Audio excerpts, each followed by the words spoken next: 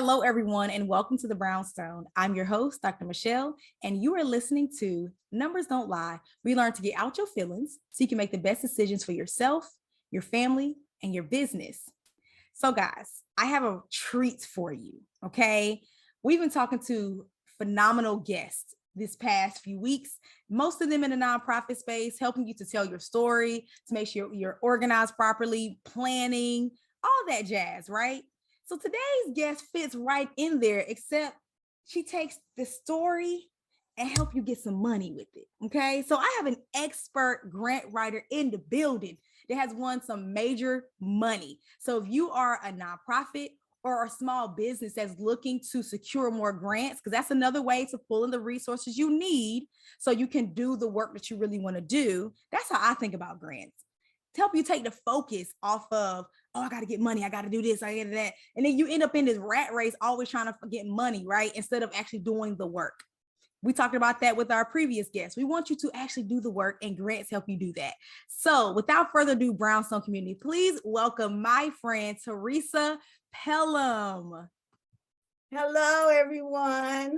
How's everyone doing? I am Theresa Pelham, the founder and CEO of the Grants Boutique.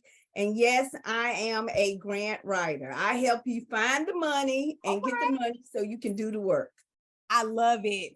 I love it. So everybody listening, whether you listen on KCCR, the app, or you listening on Facebook, YouTube, brownstoneworldwide.com, y'all better turn this. You might want to get your notepad because we are digging in because technology is advancing. So we're going to touch some stuff. We're going to talk about like do's and don'ts. She knows what she's talking about, y'all. Okay. So go ahead and tune in and let's let Teresa tell us a little more about herself and how she out here winning these monies. Yes. As I stated, I am a grant writer. I'm a grants coordinator. I have a 9-to-5 job business where I'm a grants coordinator, and I help monitor a $4 million Office of Head Start grant. And I think it's 12, maybe $18 million education grant, Department of Ed grant. So I do that, but I also own my own business, the Grants Boutique Consulting Firm, in which I help nonprofits, for-profits, HBCUs, tribal colleges, minority serving institutions, anybody that wants a grant, we help them. What we do is we help them do grant researches, we find the grants, we write the grants for them and help them submit them. And then after they get the grant, if they need help with managing the grant, because every grant you have to do reports, we also help do that. I also do training and technical assistance. So if you have a lot of nonprofits, they have someone in their office that write their grants for them where I help train them. Because I've been doing this for a while. I am a federal grant reviewer. So I review grants for a lot of federal agencies. And a lot of people say, well, what's a federal grant reviewer? I'm the person that they send the applications to. I read them, I score them, I write comments on them and send them back to the agency. And based on what I've written and scored, that's how they fund it. Wow. So, what I tell y'all? Yeah. So I do everything grants. I mean, phenomenal. I love it. Teresa, you're amazing, guys. This is why this episode is called Conversations with a Top Performing Grant Writer, because she is. So can you tell us how you got into this space? Well, it's a funny story. I was a teacher, a school teacher. I taught 4-year-old kindergarten. Yes, I was a school teacher. I taught 4-year-old kindergarten. And my husband and I, we have 6 children. So I needed to make some extra money for Christmas and everything. So it was an advertisement. The Department of Education were looking for federal grant reviews. And so I started my grant journey being a federal grant reviewer. And I evidently I'm good at it because now I chair a lot of the review team and help them with it. And I've done grant reviews for several agencies. And so I started that way. And so a friend said, well, Teresa, you review the grants, you should write them. And so I said, well, okay. So I took a class. Dr. Beverly Browning, a lot of people might not know her, but she wrote Grant Writing for Dummies. I took her class and she saw something in me and became my mentor. Oh. I even taught 4 of her grant writing courses. I was her instructional assistant. But then she was like, okay, Teresa, you need to go out on your own now. You got it. So I started writing grants, and it's been wonderful. I've gotten companies and organizations millions in grant funding. And I also have my own grant course that I wrote for Bethune-Cookman. Yeah. But I wrote for Bethune-Cookman, and now I'm teaching everyone to learn how to write grants. And I also have a book coming up. Well, it's a series of books, but the one that's going to be coming up in September is called The Entrepreneur's Guide to Grants. So I want to help entrepreneurs get their grant money. Go, Teresa. And I had to ask that because you said it's a funny story. Like, I've had guests that are doing, entrepreneurship in one field, like, but they got like a biology degree, but in something else. You know what I'm like? Or they started here and they're just like somewhere totally different. So I knew you're gonna have an interesting story too. Right. I didn't start out as a grant writer. And it's so funny that I am a grant writer now, and now I'm teaching, going to other organizations and other schools, telling children and students, hey, this is a profession and you can make money doing this. So I love it. So the next question I have is just because, like, Chat GPT is all the rage, AI, like all that stuff is now commonplace. Like, whether people like it or not, it's here. So as technology advances, like, how can we use it to produce more or perhaps better quality, applications and proposals, or can we? Right. Yeah, you can. I really don't use it because this is my profession. So I don't have to. But if you're starting out on grant, you can use Chat GPT. You can some of the grant questions, you can put it in Chat GPT and they'll give you an answer to it. But I caution you to review that answer, because remember, it's artificial intelligence. It's not you. It's not your organization. So you're going to have to go back and put you within the answer that they gave you. But if you are starting out, I don't see any problem with it. And then some people say about the ethical issue. Well, you're not going to do it word for word. Never do anything from Chat GPT word for word. Because like they say, they don't have your voice. They don't have your tone. Use it as a guide to help you answer those questions. And then once you do Chat GPT or Otter AI or any other technology, take it, review it, revise it, put your voice in it, put your data in it about your organization, and then you can submit your application. But it does help, especially if you're a beginner and haven't written a grant before. That's a good point, because I know I use it to like start. Like you said, it's just like, it's not my finish, because it, I remember I was trying to craft an email, and I gave ChatGPT some details, and I was like, write me a persuasive email about da da da da da da. So I sent it to my friends. I was like, hey, or my business buddies. I said, can y'all read this? Like, what do you think?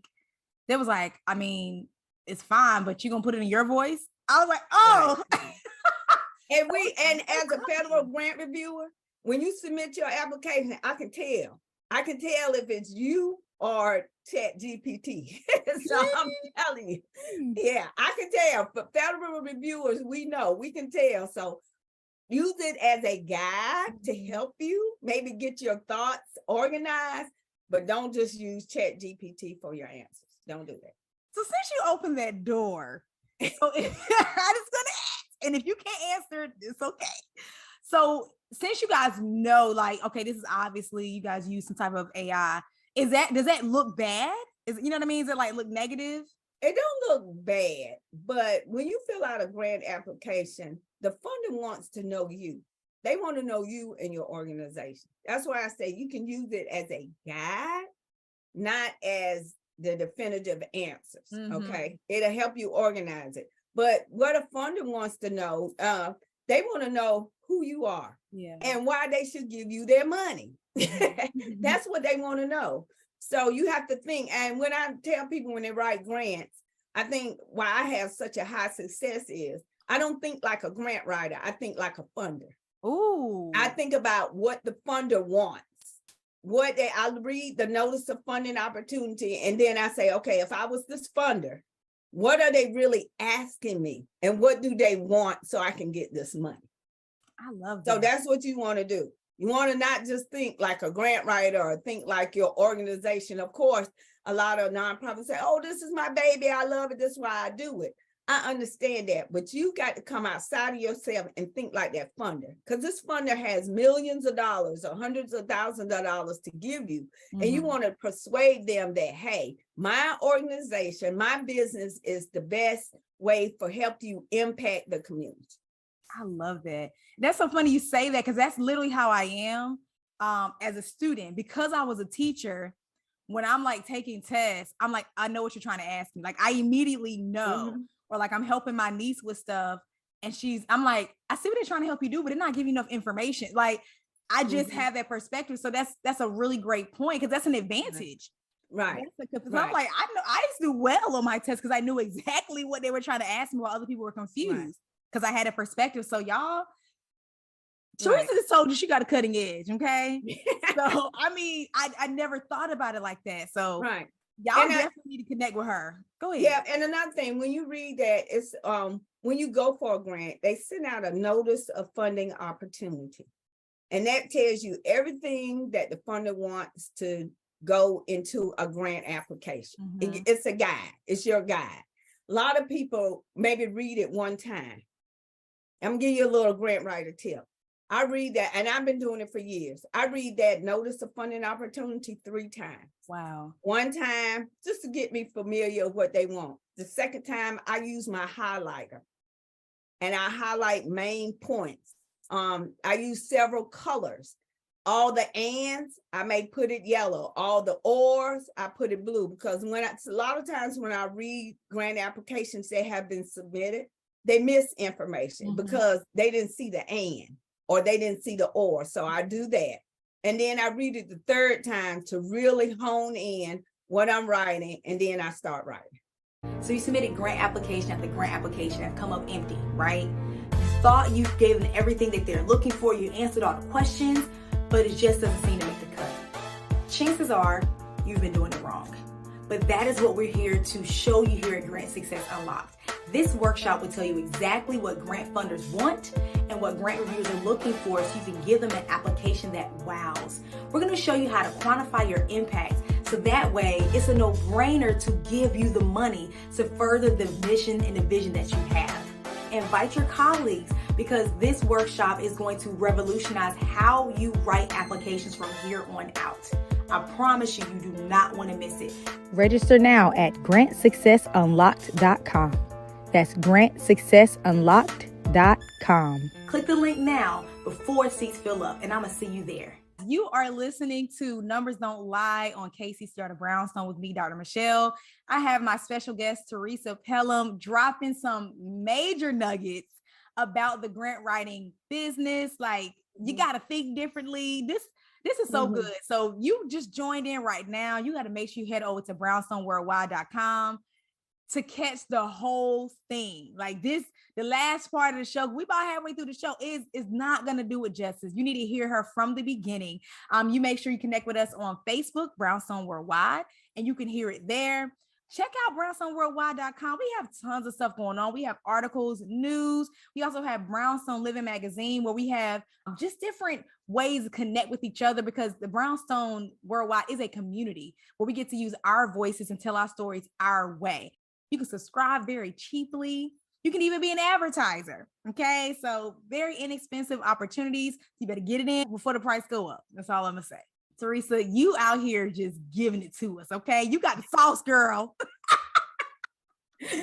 Well, I really want, I'm just saying, last year there were $1 billion in grant funding. Wow. Billions of dollars in grant funding. I really want us to get that funding, but I also want you to be prepared and ready to get it. A lot of times businesses say, oh, they'll call me and say, I need a grant. And I go through my spiel, telling them about what kind of grant you want, what kind of your business. And then I ask, are you ready for a grant? And a lot of times they're not ready to even apply for a grant. They don't have their documents in order. They don't know their data. Because I'm telling you now, grants, and no matter what grant it is, you need data. Mm-hmm. You just need data. You need to know your metrics. You need to know your demographics. You need to know your number of people you're going to serve. A lot of times they ask you to use statistics from the Census Bureau or the Labor of Commerce. Mm-hmm. So if you don't know that, then you need to get some help because we need that. You have to have data in a grant application. I'm sorry, no matter how small or how big, they're going to ask you for data. That's so funny you mentioned that, because of course, y'all that listening, Dr. Michele, I am a data scientist. So I definitely, this is my space where she's talking about using data. So how does it actually strengthen the application? Does it make you look like more of a serious, Yes. organization? Well, your data helps tell your story. And you want to have a compelling story. It's one thing that I can say, oh, we serve the homeless. Mm-hmm. Another way is say, okay, we serve 100 homeless individuals. Okay. See the difference? Mm-hmm. It gives you more credibility. It allows the funder to see what you're actually doing and say, okay, they serve 100 with what they have now. If we give them this money, they can maybe possibly serve more, which is a greater impact in their community. That's the key with grants. Funders want to impact their communities, but they want to do it through your organization. So they'll give you the money to do the work, and to do the impact. So you have to have that data to prove that what you're doing is legit and credible. That's good. Now I always say, like, tell your story, and I always put data, like tell your data story, because I don't think people really understand how powerful it is. And I'm glad you're saying it, and because you're attaching it to grants and money, so people gonna take you more seriously. But I say, and it's just like sometimes people think I say it as cliche or whatever. I'm like, no, like people understand numbers. Like it doesn't matter which language you speak, it doesn't matter your political affiliation. People understand numbers. If you are showing them how successful you are, and like she said, if you can do all this with what you have, like that means if we give you this money, it should be able to multiply it. Like I think that's so powerful what you said, and you said it a lot better than I could. So I got to play it back myself so I can quote you. So I always tell people the proof is in the numbers. And that's what it is. Even when you get a grant, they look at it, you don't approve to them that you're capable of doing this. Then you have to do a report, and they want to see those numbers again. And they want to see some kind of growth in those numbers. So data is very important. We use it every day, all throughout grant applications. We use that. Pew, pew, pew, pew. Y'all, this is so good. Okay. Now, this next question is personal. Like, I remember my pastor said something about it too. So usually, like, have you ever looked at like the past winners? And I probably for like the entrepreneurship grants. And so it's not, I don't be having to do the most like some of these more federal grants or the other ones. But I feel like the ones that win have like this tearjerker story. Like, oh, 2 years ago, my mother was going through cancer and we came up with this idea and I'd be like, well, shoot, I don't have those type of stories. So it seems like the one with at least the entrepreneur ones, tragedy wins grants. It seems like how can people that don't have like maybe this really emotional story, like, do they have a chance to win? Or like what can they do to give them a competitive edge? Yes, you do. And even though people look at it as the tragedy, that's who get the money. It's not so much as the tragedy, it's how they told the story. Oh, they any grant that you do, you want to touch people's emotions. People don't think about that. They just they think grants are just a bunch of words and numbers on a paper. It isn't. It's storytelling. And when we tell that story, we want to touch people's emotions. We want to touch those funders' emotions and say, wow, this organization or this community really needs this money so they can get out of this plight, this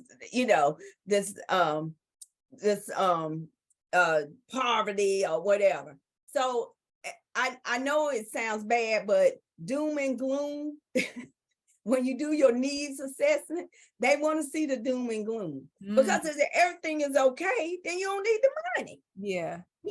So they really want to hear about the tragedies. They want to hear about the need. Not so much as tragedy, they want to hear about the need. What is the need in the organization?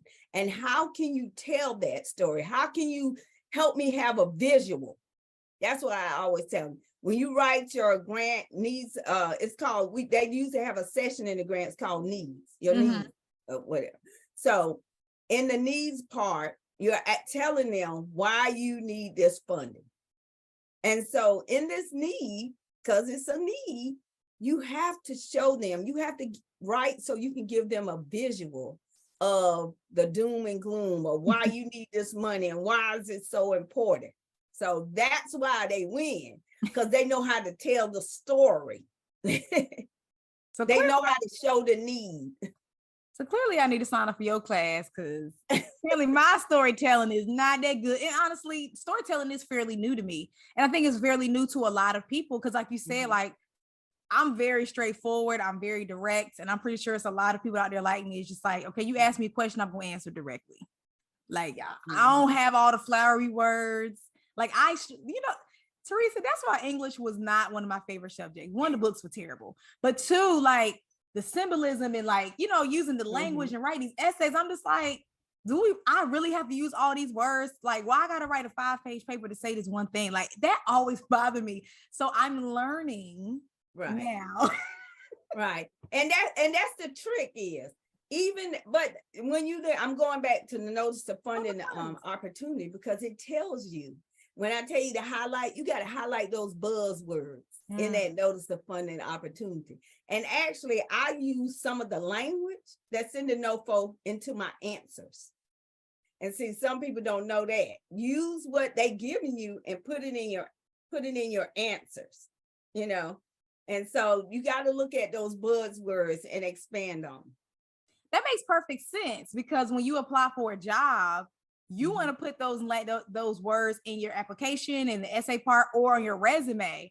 So it's just like, oh, they said they needed someone that knows how to do, I'm using my stuff, to have great communication skills or machine learning or something. It's like, one of my skills, communication skills, speaking skills, machine learning. So it's just like, oh, they have what I'm looking for. So that makes perfect sense, Teresa. Yeah, it does, because a lot of people don't know that. They just go, oh, I'm just going to write this grant. And they just go and read it and write it. And a lot of times I have people send me their grant and I review it. I'd be like, you be laughing at them. No. I try to be nice, but I'm like, no, this isn't it. Make some comments, send it back to them. Like, no, you need to follow it. So that is funny. A lot of people can't write.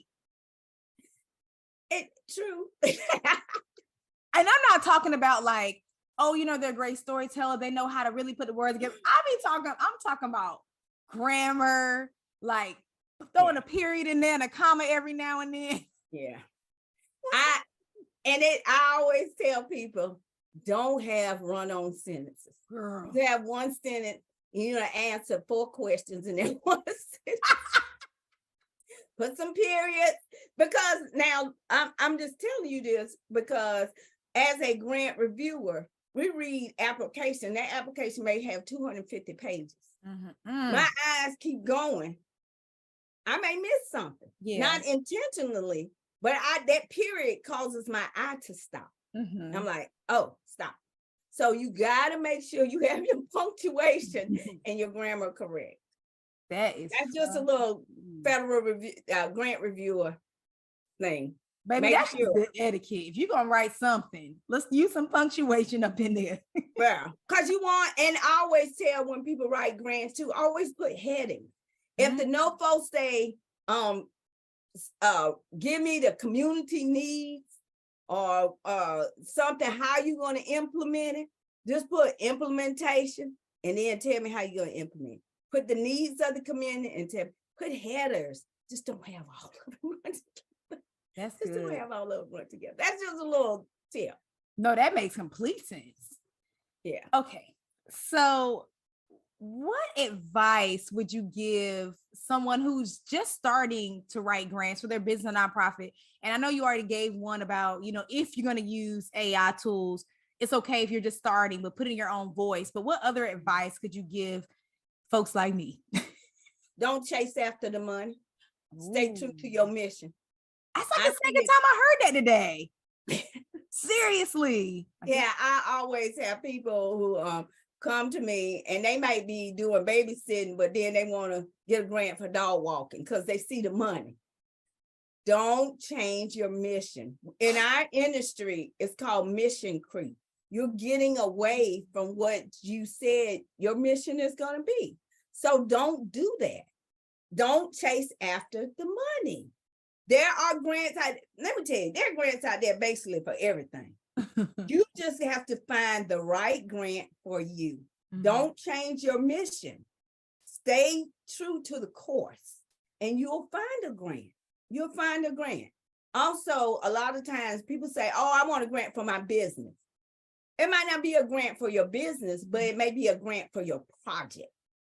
You might be having a project that you're going to feed the homeless, or you're going to do something for the elderly, or you're going to do some training for high school students. There may be a grant for that, not for your entire business, but it may be a grant for your project. That's so good. Those are two little tips. Yeah. A lot of times when we look for grants, people look for grants for their business. Right. Yeah. And sometimes they come to me and I say, well, tell me what you do. And they'll say, well, I do this, I do that. I said, well, you know what? There's a grant for that. And there's a grant for that. There might not be a whole grant for your business, but you can get grants for your projects. And that will help you with your revenue and your income for your business. That's good. So you mentioned the mission creep. Is it obvious? Like when people submit grants? It is obvious. Because in some grant, you laugh. In some grant applications, you'll know, especially the federal grants. I write a lot of federal grants.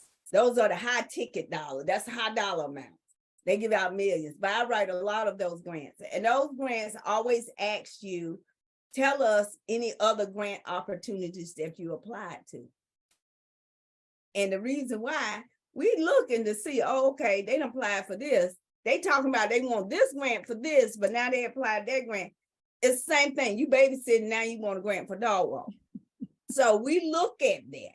We look at that. And a lot of times it shows in the implementation.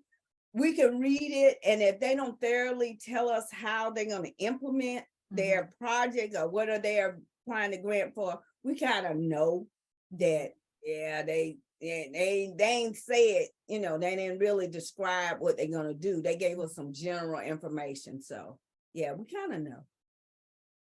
Teresa, this was so good. Like, I legit am going to have to go back and listen to it because I'm already poking holes in some applications. I'm like, no wonder I ain't win. So I'm pretty sure the listeners are thinking the same thing. Like, dang, she really out here just giving out so much good stuff. So how can people get in contact with you? Because I'm sure they're like, Dr. Michele, who is this lady? We got to know who she is. Can you please tell them how to find you? Yes, you can always go to my website. It's www.thegrantsboutique.com. And also on my website, I'm going to give you a free grant readiness checklist. So you can if you go on my website and sign up, I give you a list of everything you need to apply for a grant, whether you're a for-profit or a nonprofit.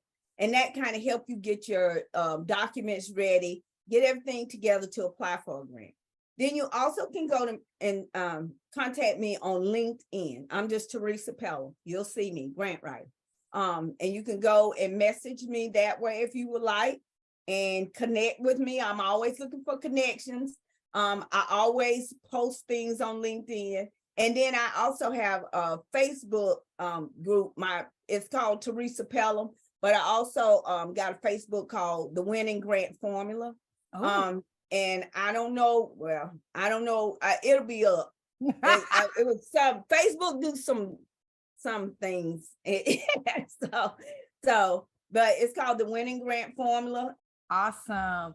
Well, I am so grateful that you stopped by the Brownstone today, that you shared with our community You reiterated that numbers don't lie. They tell a great story. They sure do. Thank you again. And thank you guys for tuning in to Numbers Don't Lie with me, Dr. Michele. You can follow me on Instagram and Facebook at Mogul Beginnings. That's MOGUL, Mogul Beginnings. And don't forget to register for Grant Success Unlocked now. You'll see me, Dr. Michele, and my special guest, Teresa, deliver some insightful content to help you write winning grants.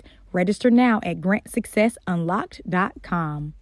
So again, make sure you follow us on Brownstone Worldwide on Facebook and check us out on brownstonworldwide.com.